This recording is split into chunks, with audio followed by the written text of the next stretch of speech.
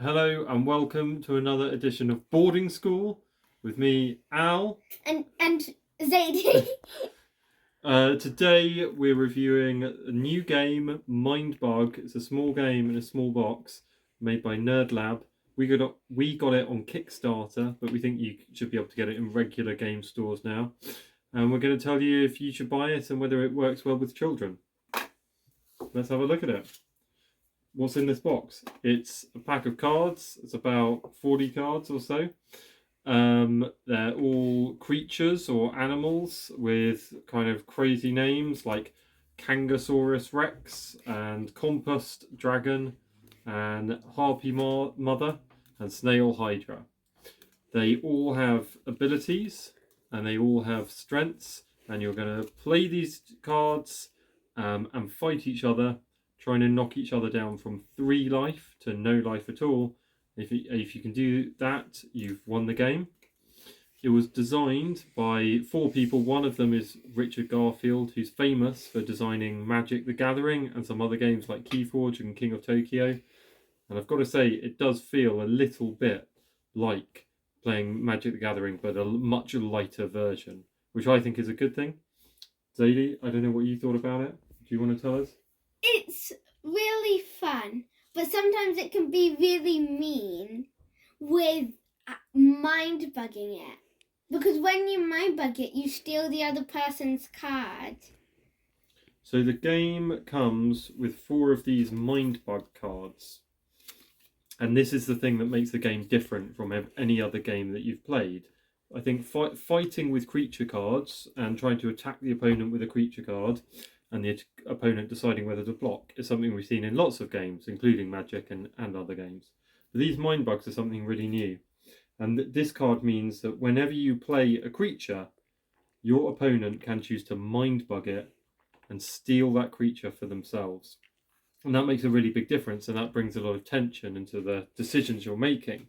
Because you may have a really good card in your hand, like Snail Hydra. It's quite a good card. If it says if you attack and you control fewer creatures than your opponent, you can just destroy one of your opponent's creatures. And it's also got quite a high power. It's 9 power. So it's a really good card, so you should play it, right? But if you're worried the opponent might mindbug it and take it for themselves, then you probably shouldn't play it. You should probably do something else. But what should I do? Maybe I should play a card that's not so good, like Shark Dog, which only has 4 power. But then, am I never going to use my good card? Maybe what I should do is actually mindbug my opponent and steal one of their cards.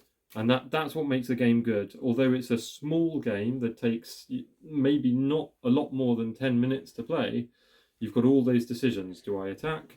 Do I block when they attack? What should I attack with? Or should I play another creature? Should I mindbug? I've only got 2 for the entire game. Should I wait? And that's what makes this game really good. All of those decisions. So did you feel like you were making a lot of decisions when you played?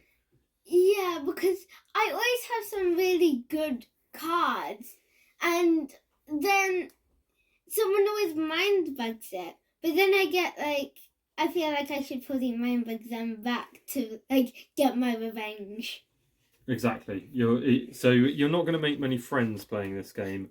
So that's the only downside. Really, we think this game has almost no downsides. It's a perfect small game, perfect quick game. Lots of good decisions. There's really nothing to dislike about it at all. We love the art. We think it's kind of very fun, kind of family-friendly art. We love everything about it, but it is a bit mean. So if you have someone in your family, like we have someone in our family who doesn't like mean games very much, and they don't like too much player interaction where you might kill all their cards or steal all their creatures, that person may not like this game so much. But other than that, we think it's really, really good. I also want to note that I think could be a good gateway into other card games. So if you decide that you like this, you might want to go on and play games like Magic or Pokemon or UGI or similar games. Or is it UGO? It's UGO. UGO. I could never remember. You can edit that out. So it's a great gateway to other games. And really, there's very little to dislike. The final thing that we talk about on Boarding School is whether you should play it with children and what age the children should be. So Zadie's 8. It works well with Zadie. I wouldn't want to go much younger though, because it can be a little bit difficult keeping track of all the various abilities that the cards have.